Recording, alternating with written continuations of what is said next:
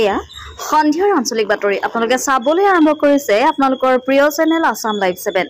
আজি সন্ধিয়াৰ প্ৰথমটো খবৰ ডিগবৈত আৰক্ষী জোৱানৰ লজ্জাজনক কাণ্ড গৰু কঢ়িয়াই নিয়া বাহনৰ পৰা ললে উৎকোচ ডিগবৈ থানাত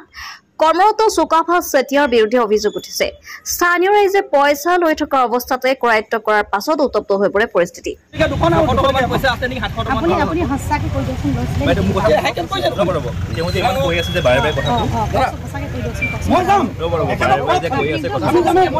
মই আছিলো ট্ৰাফিক পইণ্টত আমি ট্ৰাফিক পইণ্টত আছিলো ইয়াত ডিউটি আছিলে ট্ৰাফিক পইণ্টত মানে আমি এডোখৰতে আছিলো গাড়ীখন ৰখাইছিলো চাবি এখনত লওক গাড়ী খালি বাইক এখন দে আমি যাম কিয় নাযাম আপুনি কোন আমি যাম আমি অভিযোগ দিবলৈ যামেই একেবাৰে গাড়ী আমি যেনেকৈ গাড়ী ধৰিলে আমি গাড়ী ধৰিলে যেনে গাড়ীত ভৰাই যে গম পাইছো কিবা এখন ৰখালে গাড়ী একেবাৰে গাড়ী কোন দেখিছে আপোনালোক আহিছে ইয়াত চাইকেল চবেই নাযাব পাৰে চাইকেল আমি খুব দেখিছোঁ আপোনাক ৰখাইছিলো আপুনি নৰখিছিলে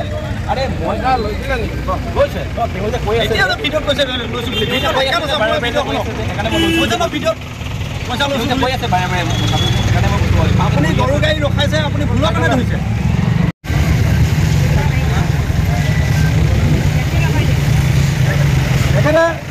সাধাৰণতে ধৰা পেলাইছোঁ আপোনাৰ অচি চাইডে আপোনাৰ পইচা ল'বলৈ অথৰিটি দিয়া নাই ৰ'ব আমি ট্ৰাফিক পইণ্টত আছিলোঁ গাড়ীখন ৰখালোঁ নোপোৱাৰ কাৰণে আমি ইয়াত বাইক লৈ আহিছোঁ মানে বাইক লৈহে আহিছোঁ কোনে কোনো নহয় ইয়াত সাক্ষাৎ লওক কেতিয়াবা সাক্ষাৎ লওক ইয়াতে কথা নাই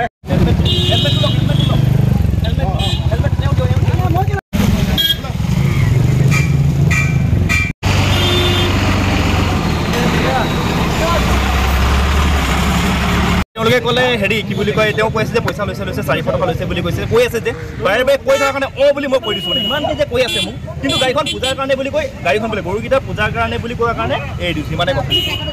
লোৱা নাই যদি মই লৈছোঁ মই চিকাৰ কেলৈ কৰিম কৈ আছে বাৰে বাৰে যদি মই লৈছোঁ মই কেলৈ মইতো এইফালে আকৌ ঘূৰি আহিছোঁ দোকান আছে বুলি কৈছে যে এইটো মিছা কথা যদি মোৰ 800 টকা আছে দাদা মোৰ কথাটো শুনক যদি মই পইচা লৈছিলোঁ মই মানুহটো গাড়ীখন সেই ৰখিছিলোঁ আকৌ মই এনেকৈ কেলৈ মই ঘূৰি আহিম মইতো এইফালে মানুহটো ঘূৰি গৈছিলোঁ মইতো গুচি গৈছিলোঁ দাদা মই আকৌ কেলৈ ঘূৰি আহিম মই ঘূৰি পানী খাওঁ পানী নিবৰ কাৰণে মই আহিছোঁ তেতিয়া দাদাজনে মোক থাপ মাৰি বাইকখন ধৰিলে থাপ মাৰি বাইকখন ধৰি চাবিটো কাঢ়ি ল'লে বাছ সেইটোৱে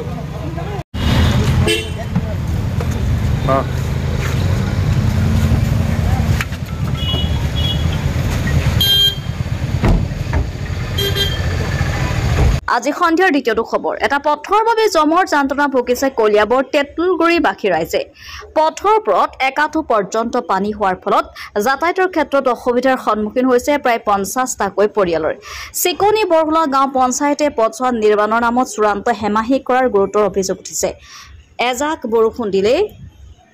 কৃত্ৰিম বানপানীত ডুবি থাকে পথছোৱা স্থানীয় বিধায়কক পথছোৱা অতি শীঘ্ৰে মেৰামতি কৰিবলৈ দাবী জনাইছে স্থানীয় ৰাইজে ডিগবৈৰ পৰা হাছান আখতাৰ ফৰিদ কলিয়াবৰ পৰা অনুপ বৰা ৰিপৰ্ট আসাম লাইভ 7